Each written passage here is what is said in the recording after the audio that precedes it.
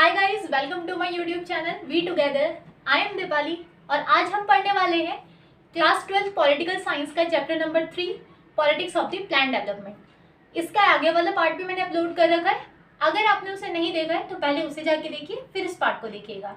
और अगर आपने अभी तक सब्सक्राइब नहीं किया है तो पहले जाके चैनल को सब्सक्राइब कर दीजिए, क्योंकि पॉलिटिकल से रिलेटेड वीडियो और ह्यूमैनिटी से रिलेटेड वीडियो आपको इस चैनल पे सारी ही मिल जाएंगी।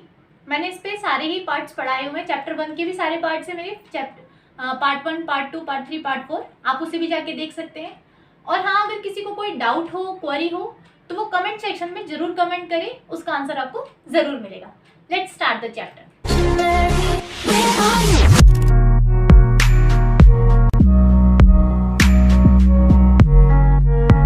सो अब हम पढ़ने वाले हैं chapter number 3 politics of the plan development.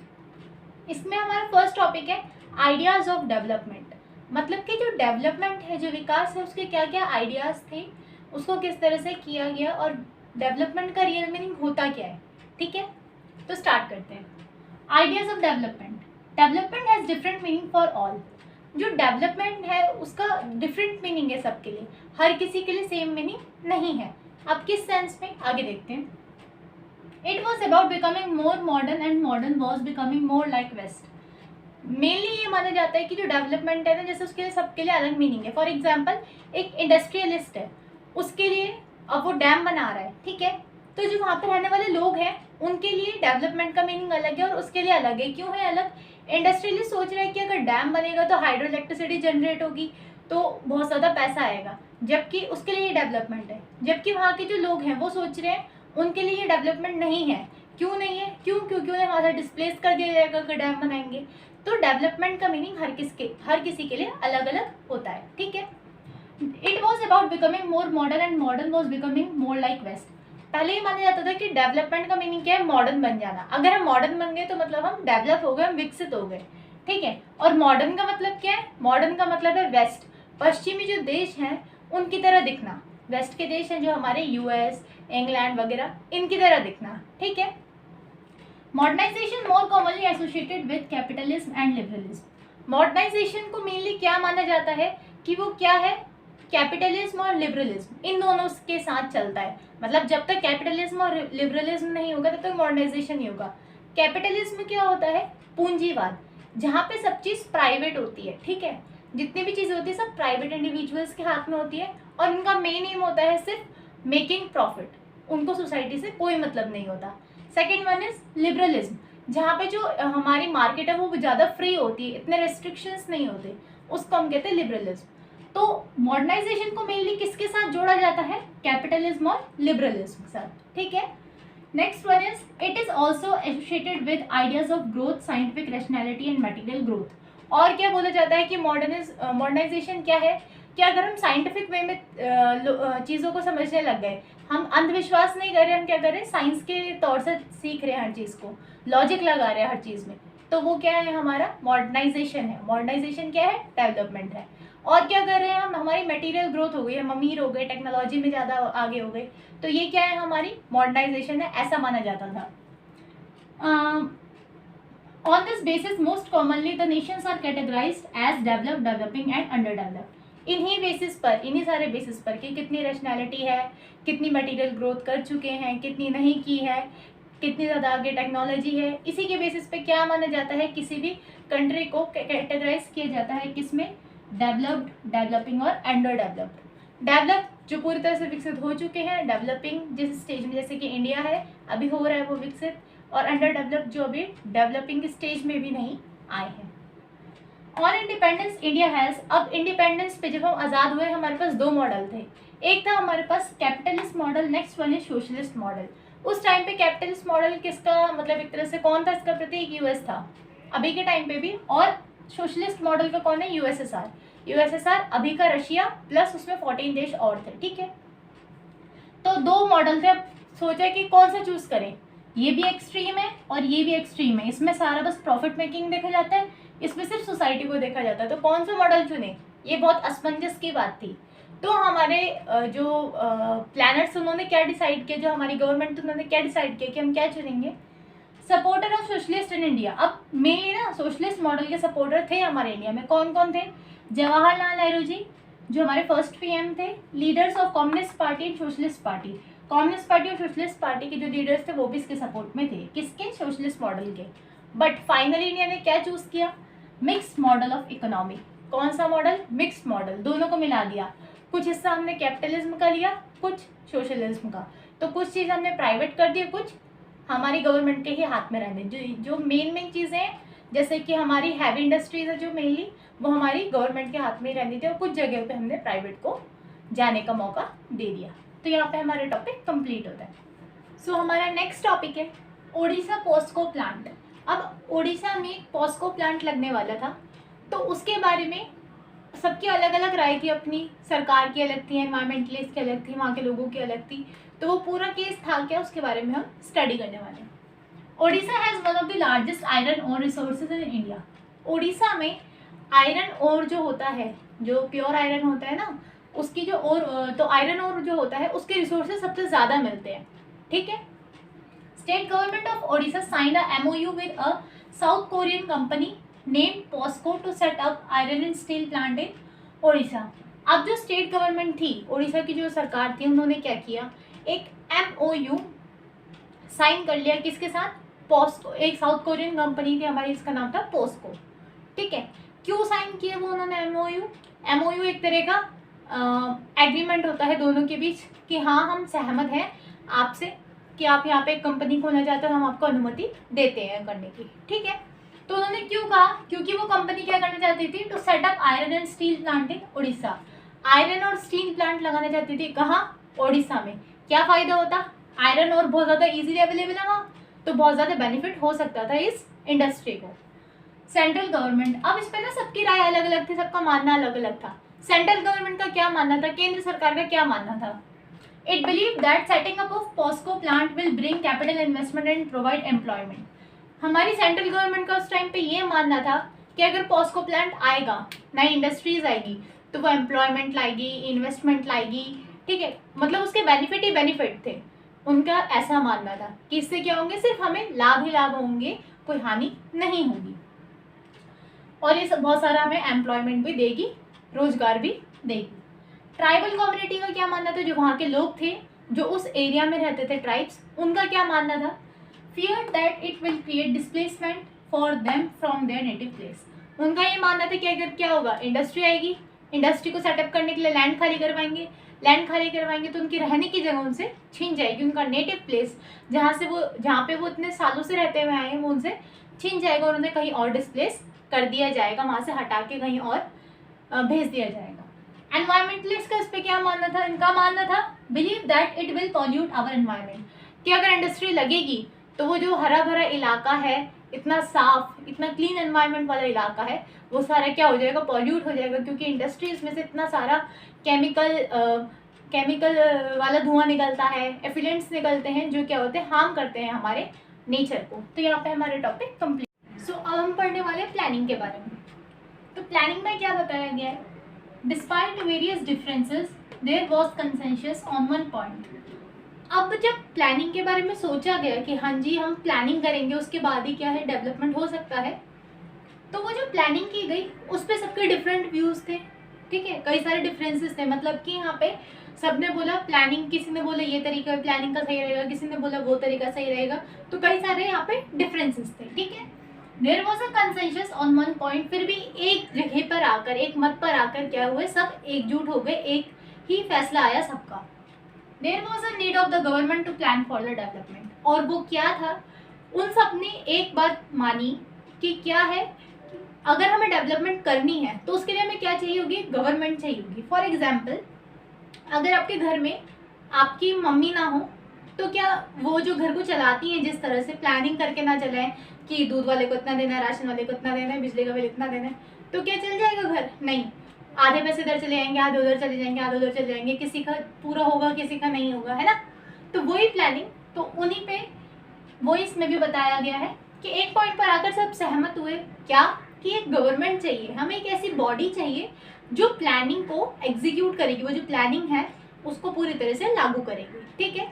तो वो हो गई हमारी गवर्नमेंट। दस the planning commission was invented, इसीलिए जो गवर्नमेंट है उन्होंने क्या बनाई, प्लानिंग कमीशन बनाई। क्या बनाई, प्लानिंग कमीशन, एक कमीशन बना दी जो क्या करेगी, प्लानिंग का सारा काम करेगी। बॉम्बे प्लान, अब बॉम्बे प्लान क्या है, a section of big industrialist got United in 1944 and drafted a joint proposal for setting up a plan economy in the nation. एक प्लान आया जिसे हम कहते हैं बॉम्बे प्लान, ठीक है। उस बॉम्बे प्लान में क्या बोला गया, a section of big industrialist, कि जो बड़े बड़े इंडस्ट्रियलिस्ट हैं, बिजनेसमैन है, वो क्या करेंगे, उनका एक सेक्शन, उनका एक ग्रुप बनाया गया, ठीक है। वो सारे एक साथ आए 1944 में और उन्होंने एक जॉइंट प्रपोजल रखा कि हमारी इकोनॉमी में किस तरह से डेवलपमेंट होनी चाहिए। तो ये जो इंडस्ट्रियलिस्ट का पूरा ग्रुप था ना, जो यूनाइट हुए थे डेवलपमेंट के लिए इकोनॉमी की, उसको हम कहते हैं बॉम्बे प्लान। इस बॉम्बे प्लान का एम क्या था, it wanted the state to take major initiative in industrial and other economic investment. इनका मेन एम था कि इन्हें क्या करना था, इंडस्ट्रियल इन्वेस्टमेंट है जो वो, और अदर इकोनॉमिक इन्वेस्टमेंट में प्लानिंग करनी थी इसकी पूरी। तो इनका इनिशिएटिव क्या था, इनका काम क्या था कि इन्हें क्या करना है, इंडस्ट्रियल और इकोनॉमिक इन्वेस्टमेंट करनी है, पैसों की इन्वेस्टमेंट करनी है। प्लानिंग कमीशन, अब प्लानिंग कमीशन के बारे में जान लेते हैं। प्लानिंग कमीशन क्या थी, केम इनटू बीइंग इन 1952, यहाँ पे मार्च भी आएगा। तो जो हमारी प्लानिंग कमीशन थी वो कब बनी थी, हमारी मार्च 1952 में बनी थी। पीएम इसके हेड थे, जो उसको, इसके जो चेयरपर्सन थे, जो इसे चेयर करते थे इस पूरी कमीशन को, वो कौन थे, हमारे PM. It was most influential and central machinery for decision for deciding path and strategy for development. Development के लिए डेवलपमेंट के कामों के लिए ये सबसे ज़्यादा जो, जिसकी सबसे ज़्यादा चलती थी ना एक तरह से, वो वाली मशीनरी थी, वो वाला ऑर्गन था कि प्लानिंग कमीशन ही पूरे डेवलपमेंट की, जो डेवलपमेंट के लिए जितनी भी प्लानिंग करती थी, जो एग्जीक्यूशन करती थी, वो कौन करती थी, हमारी प्लानिंग कमीशन करती थी, ठीक है। तो बहुत पावरफुल थी, बहुत इन्फ्लुएंशियल थी, इसकी बात सबको माननी पड़ती थी। इट एडॉप्टेड 5 ईयर प्लान, इसी प्लानिंग कमीशन ने हमारे 5 ईयर प्लान लेके आई थी ये प्लानिंग कमीशन हमारी। It was replace by NITI Aayog, और बाद में इसे किसने रिप्लेस किया, नीति आयोग ने। प्लानिंग कमीशन को बदल के क्या नाम कर दिया गया, नीति आयोग, और इसमें थोड़े बहुत चेंजेस किए गए। तो यहाँ पे हमारे टॉपिक कंप्लीट होता है। सो हमारा नेक्स्ट टॉपिक है द अर्ली इनिशिएटिव्स। अभी तक हमने पढ़ लिया कि प्लानिंग किस तरह से की गई थी, ठीक है, मतलब क्या क्या प्लानिंग के लिए बोला गया था कि गवर्नमेंट को चूज़ करेंगे, और प्लानिंग कमीशन को सेटअप किया गया था। तो उस प्लानिंग कमीशन ने क्या किया, उन्होंने क्या अर्ली इनिशिएटिव्स, अर्ली स्टेप्स लिए जो हमारी प्लानिंग की तरफ थे। तो 5 year plan was adopted by the planning commission. तो हमारी जो प्लानिंग कमीशन थी उन्होंने क्या किया, 5 ईयर प्लान को अडॉप्ट कर लिया। 5-5 साल के इंटरवल पे प्लान्स बनाए गए, कि मतलब पहले 5 साल के लिए एक प्लान बनाया गया, फर्स्ट 5 ईयर प्लान, फिर अगले 5 साल के लिए एक प्लान बनाया गया। इनके कोई ना कोई एम थे इन 5 ईयर प्लान्स के, ठीक है। It has accounted the plan for all income and expenditure of Indian government for next 5 years. अब ये जो 5 ईयर प्लान थे, इनमें था क्या, एक्चुअल में था क्या 5 ईयर प्लान में, इसमें क्या था, अब जो हमारी गवर्नमेंट है, जो इंडियन गवर्नमेंट है, वो क्या क्या इनकम है, उसके सोर्सेज क्या हैं इनकम के, और वो कहाँ कहाँ खर्च करने वाली है अपनी इनकम को। दो चीज़ें हैं, हमारा जो बजट होता है वो दो में डिवाइडेड होता है ना, एक तो इनकम और एक एक्सपेंडिचर, कि या तो गवर्नमेंट की इनकम कहाँ से हो रही है, और दूसरा एक्सपेंडिचर कहाँ पे कर रही है, वो खर्च कहाँ पे कर रही है। तो इसमें क्या था, 5 ईयर प्लान में इनकम और एक्सपेंडिचर के सोर्सेज थे कि कहाँ खर्च करना है, कहाँ नहीं करना, ठीक है। Centre budget divided into 2 parts. जो सेंटर का, हमारी जो सेंट्रल गवर्नमेंट है, जो हमारी केंद्र की सरकार है, उनका जो बजट होता है वो 2 पार्ट्स में डिवाइड होता है। एक होता है प्लान बजट, एक था non plan budget. Plan budget क्या था, प्लान बजट के अंदर हमारा आ रहा था 5 ईयर प्लान, ठीक है। मतलब कि प्लान बजट ये वो बजट था जो हमारे 5 ईयर प्लान में जितनी भी चीज़ें हैं ना, उसमें जो हमें एक्सपेंडिचर करना है, उस पर जो हमें खर्चा करना है, वो हमारा प्लान बजट के अंदर था।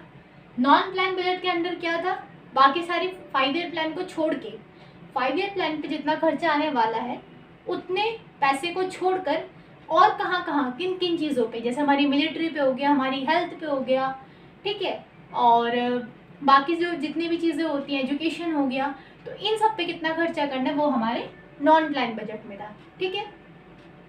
The actual plan document release in December 1951 of the first 5 year plan. जो पहला 5 ईयर प्लान था उसका एक्चुअल जो डॉक्यूमेंट था वो कब रिलीज हुआ था? दिसंबर 1951 में। कब? दिसंबर 1951। फिर हमारा सेकेंड 5 ईयर प्लान कब आया? 1956, 5 ईयर के इंटरवल के बाद। थर्ड 5 ईयर प्लान कब आया? 1961, 5 ईयर्स के इंटरवल के बाद। उसके बाद fourth 5 year plan was due to start in 1965। अब देखो 51 में आया 5 साल बाद, सेकेंड वाला कब आया? 56 में 5 साल बाद, 61 में थर्ड आया। अब कब आना था 5 साल बाद? 65 में आना था।